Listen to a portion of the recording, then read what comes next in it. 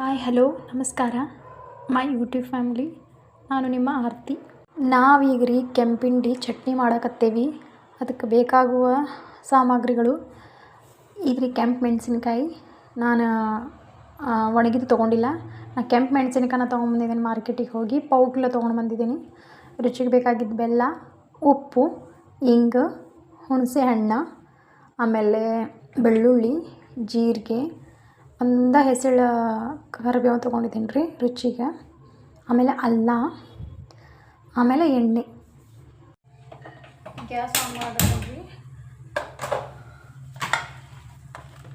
ಹುರ್ಕೊಳ್ಳೋದು. Starting ಮೊದಲು ಮೆಣಸಿನ್ಕಾಯಿ ಹಾಕಬೇಕು.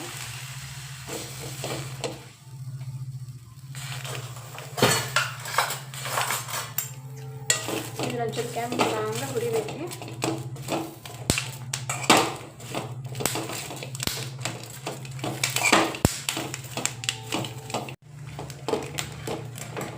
ಒಂಚೂರು ಮೇಲೆ ಎಣ್ಣೆ ಹಾಕ್ತೀನಿ ರೀ.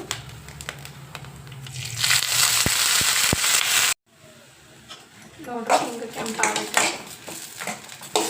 ಚೂರಷ್ಟು ಮೆಣಸಿನ್ಕಾಯಿನ ಮಿಕ್ಸಿ ಜಾರ್ನಾಗ ಹಾಕ್ಕೊತೀನಿ.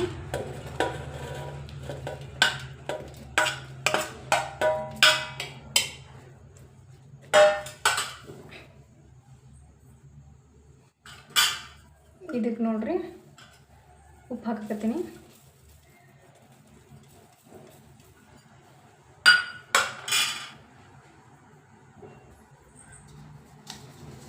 ಫಸ್ಟ್ ರುಬ್ಕೊಂಡ್ರಿ, ಆಮೇಲೆ ಬೆಳ್ಳುಳ್ಳಿ ಎಲ್ಲ ಹಾಕೋಣಂತ.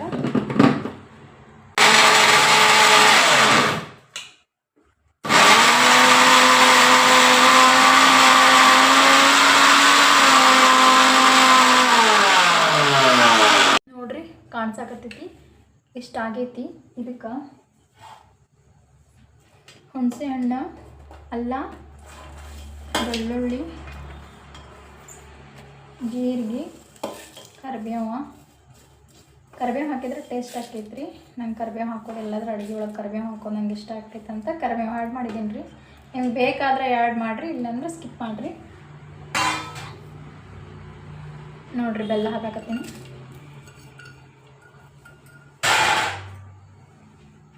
ಹಿಂಗೆ ಹಾಕಾಕತ್ತೀನಿ.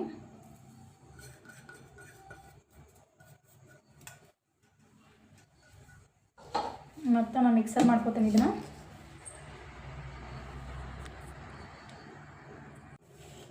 ನೋಡಿರಿ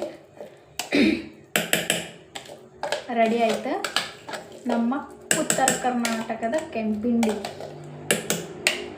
ಇದಕ್ಕೆ ನೀವು ರೊಟ್ಟಿ ಜೊತೆನೂ ಹಚ್ಕೊಂಡು ತಿನ್ಬೋದು, ಚಪಾತಿ ಜೊತೆನೂ ಹಚ್ಕೊಂಡು ತಿನ್ಬೋದು, ರೈಸ್ ಜೋಡನ ತಿನ್ಬೋದು ರೀ. ದೋಸೆ ಜೋಡ ಅಂತೂ ಸೂಪರ್ ಕಾಂಬಿನೇಷನ್ ರೀ ಇದು. ನೋಡಿರಿ ಕೆಂಪಿಂಡಿ ಖಾರ ರೆಡಿ ಆಯ್ತು.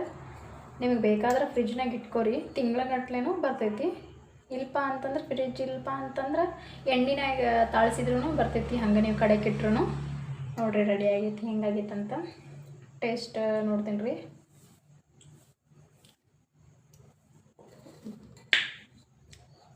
ಮಸ್ತ್ ಆಗೈತೆ ರೀ. ನಿಮ್ಗೆ ಇಷ್ಟ ಆಯ್ತಂದ್ರೆ ಲೈಕ್ ಮಾಡಿರಿ, ಶೇರ್ ಮಾಡಿರಿ. ನಮಸ್ತೆ.